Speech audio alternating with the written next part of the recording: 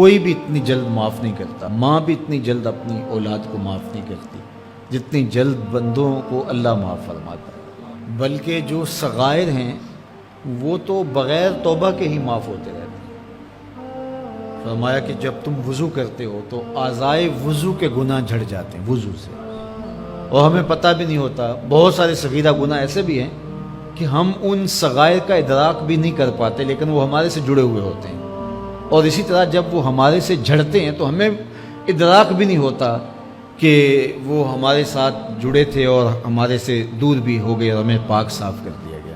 ایک نماز سے دوسری نماز تک کا وقت درمیان کے اندر ہونے والے گناہوں کا کفارہ ہے۔ ایک جمعہ دوسرے جمعے تک، ایک رمضان دوسرے رمضان تک گناہوں کا کفارہ ہے۔ تو یہ اللہ کی کرم نوازیوں کے رنگ ہے۔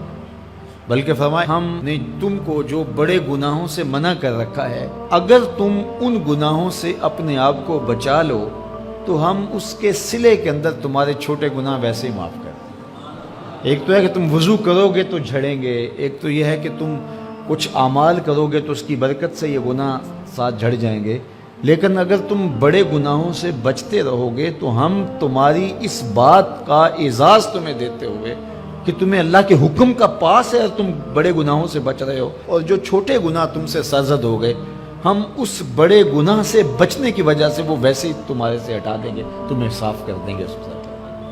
یہ کتنی کرم نوازیاں ہیں۔ اور اگر تم نیکیاں کرتے ہو تو نیکی بھی تمہارے گناہ کو مٹا دیتی ہے۔ اللہ کے محبوب علیہ السلام نے جو 3 وصیتیں کی تھی تو ان میں سے ایک وصیت یہ تھی کہ گناہ تم سے سرزد ہو جائے تو اس کے بعد تم نیکی کرو، کیوں؟ تم ہوہا، جو نیکی ہے وہ گناہ کو مٹا ڈالے گی۔ یہ کیسا اس کا الوہی انتظام ہے کہ ہمارے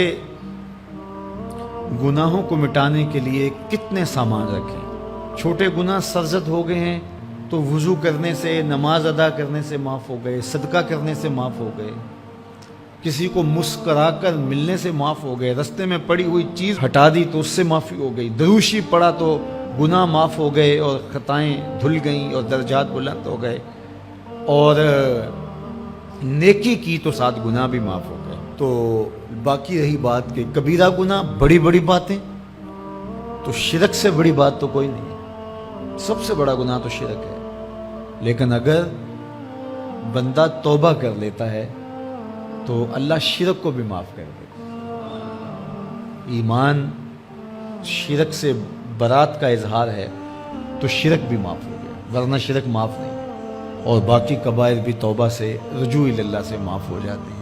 یہ کتنی اس کی کرم نوازیوں کے رنگ ہیں کہ اس کے حضور جب آپ آ جائیں اور اپنی معذرت پیش کر دیں تو وہ بندے کو شرمندہ نہیں کرتا کہ تم نے یہ کیا۔ جب بندہ کوئی جرم کر بیٹھتا ہے، کسی سے زیادتی کر بیٹھتا ہے اور حقیقی زیادتی ہوتی ہے، تو پھر اس کے پاس جاتے ہوئے ڈرتا ہے کہ اس کا رد عمل کیا ہوگا۔ میں نے یہ زیادتی کی، واقعتاً زیادتی کی، اب اس کا سامنا کرتے ہوئے ڈرتا ہے کہ جب میں جاؤں گا معاف کرے گا نہیں کرے گا، دونوں امکان ہوتے ہیں۔ پھر معاف کرے گا تو کتنا رگیدے گا، مجھے کتنا احساس دلائے گا، اور اس کے بعد معاف کرے گا تو بندے کے قدم اٹھتے بھی ہیں، اور کئی وسواس اس کے ساتھ جڑے ہوئے ہوتے ہیں کہ معافی ہوگی یا نہیں ہوگی، اور میری تذلیل ہوگی یا میری کیا صورتحال ہوگی۔ کسی سے بھی معافی مانگتے ہوئے اسی لیے لوگ اڑ جاتے ہیں۔ بعض اوقات وہ جانتے بوجھتے ہوتے ہیں کہ ہم نے یہ زیادتی کی ہے، اپنے بھائی کا دل دکھایا ہے، حق مارا ہے، زیادتی کی ہے، لیکن وہ اس احساس سے بچنے کے لیے تو پھر آہستہ آہستہ آہستہ آہستہ وہ اس کے عادی ہو جاتے ہیں۔ لیکن آپ اور میں گناہ کرتے ہیں تو گناہ کرنے کے بعد جب خیال پیدا ہوا کہ معافی مانگنی چاہیے، تو جب ہم وضو کر کے قدم اٹھاتے ہیں توبہ کے لیے تو ہمیں کوئی ایسا وسوسہ نہیں ہوتا کہ وہ معاف نہیں کرے گا۔ بلکہ حضرت داتا گنج بخش علی حجویری علیہ رحمہ کشف المعجوب میں ایک بزرگ کا قول نقل کیا کہ جس نے توبہ کی اللہ نے اسے معاف کر دیا۔